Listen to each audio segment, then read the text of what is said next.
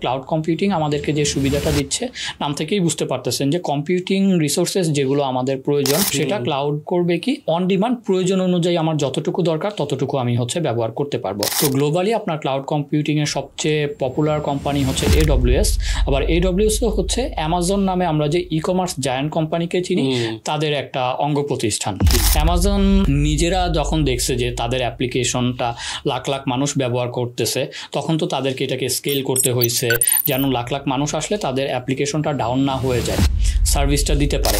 এইসব করতে যে ওরা আসলে দেখা গেছে যে বিভিন্ন সার্ভিস ইনোভেট করছে, তৈরি করছে, ওগুলোর মধ্য থেকেই ওরা চিন্তা করে যে আচ্ছা এই সার্ভিসগুলো যেহেতু আমাদের প্রয়োজন পড়ছে, তো বর্তমানে যখন ইন্টারনেটটা এত বেশি পরিমাণ মানুষ ব্যবহার করতেছে, আরও অনেক বড় বড় কোম্পানি আছে তাদেরও তাহলে এই ধরনের সার্ভিসগুলো লাগবে।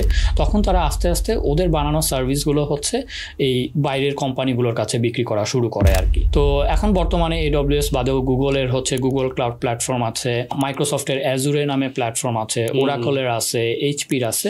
তো অনেক কোম্পানি চলে আসছে, but AWS steel market leader বলা চলে আর কি। তো ক্লাউড কম্পিউটিং আমি বলবো যে বর্তমানে যারা টেক সেক্টরে আসতে চায় তাদের জন্য একটা আমি বলবো যে খুবই সম্ভাবনাময় সেক্টর হইতে পারে।